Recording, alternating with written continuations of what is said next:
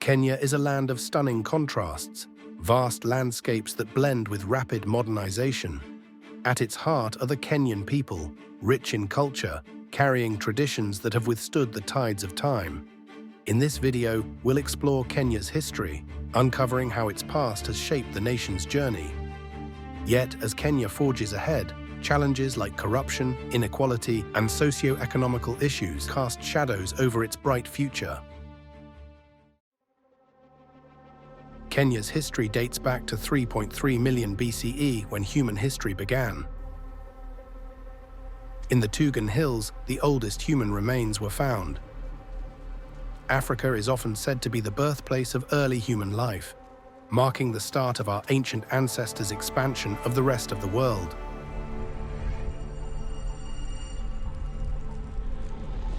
Around 2000 BCE, Cushitic-speaking people descended from northern Africa and settled in parts of East Africa, including modern-day Kenya. Today, 4% of the Kenyan population still speaks Cushitic. Later, these settlers would develop trade stations along the coast, developing global trade with Persia and India. Over centuries of thriving trade along the East African coast, trade networks shaped economic prosperity, but also laid the groundwork for future global influences.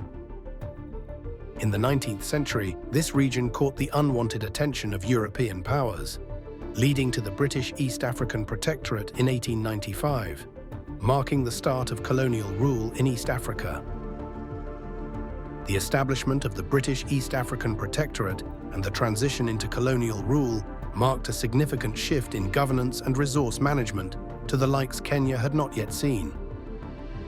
While Western citizens were presented with articles and pictures of progress and development, the lives of many native peoples worsened.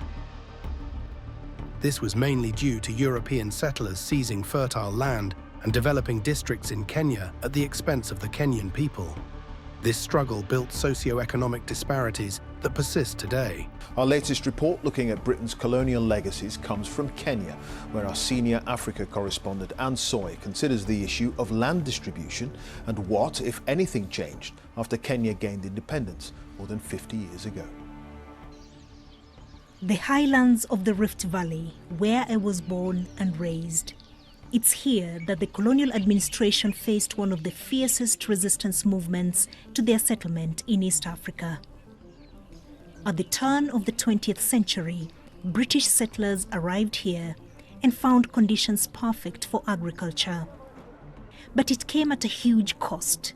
15 years of resistance by the Kalenjin ethnic group, then led by the Talai clan. The settlers used divide and rule tactics. They turned the community against us. They convinced them that the Talai were evil people.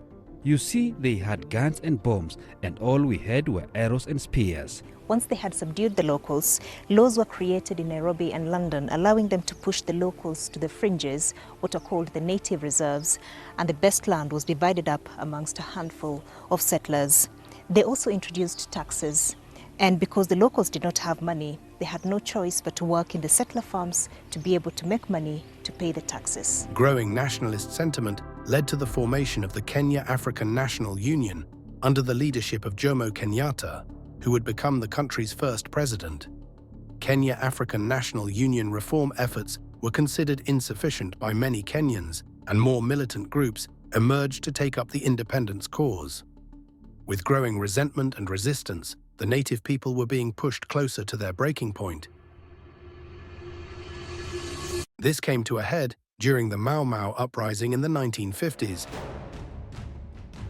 a symbol of defiance of colonial rule. The Kikuyu, along with the Embu and Meru people, revolted to reclaim land from European settlers. With this, there was a devastating cost. An estimated 2,000 civilians were killed, many of which were tortured in internment camps. And over 10,000 Mau Mau soldiers were killed.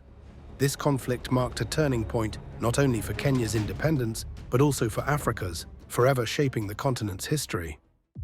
After 8 long years of fighting, the dust had settled. At midnight, the Union Jack was lowered for the last time. Kenya's independence in 1964 marked a new era of hope and self-determination. Under President Jomo Kenyatta and Vice President Oginga Odinga, the nation prioritized unity and development, fostering communal efforts to improve infrastructure, education, and healthcare.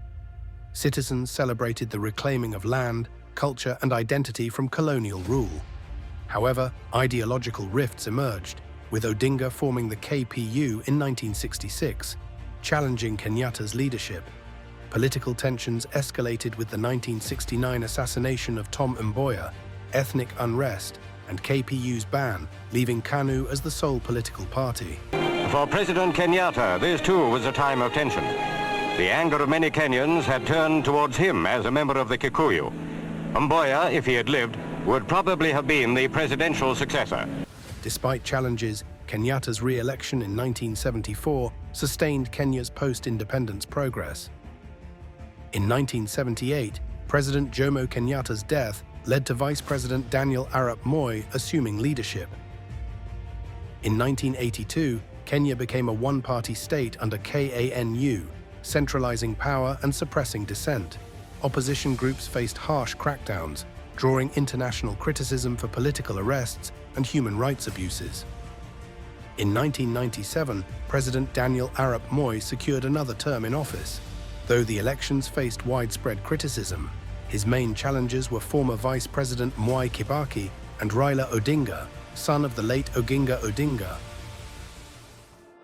Fast forward to 2002, over 200 Maasai and Samburu tribespeople received more than $7 million in compensation from the British Ministry of Defence for injuries caused by explosives left on their land for decades.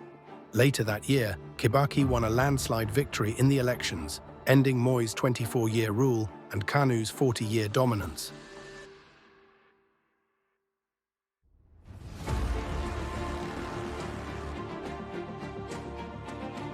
In 2005, voters rejected a proposed constitution, seen as a protest against President Kibaki.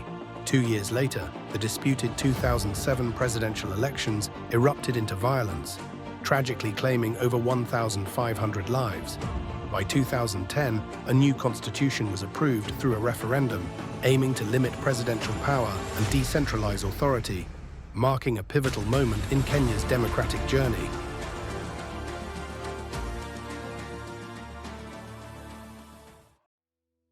The steps Kenya has taken guided the nation, but what impact did it have on the future?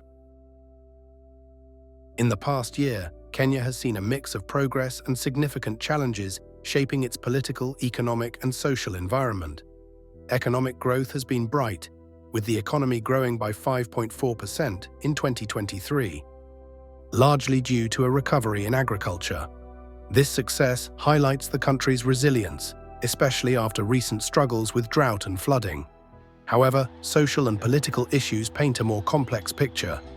Reports of human rights violations, including extrajudicial killings, enforced disappearances, and torture, have drawn criticism.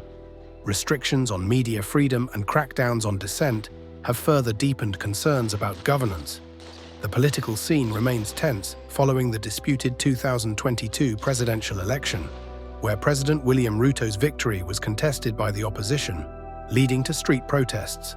The government's controversial policies, such as cuts to fuel subsidies and a 3% housing levy, have sparked debates about balancing economic reforms with public welfare.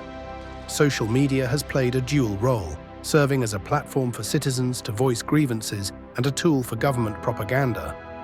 Meanwhile, police abuses, including reports of excessive force and corruption, have underscored the need for institutional reform. Kenya's journey reflects both its resilience and its need for systemic changes, as it strives for equitable growth, stronger governance, and social justice. Will Kenya find the right path to overcome its challenges and unlock its full potential for future generations? Or will it continue to struggle with the obstacles that have held it back since the birth of the nation? Only time will tell.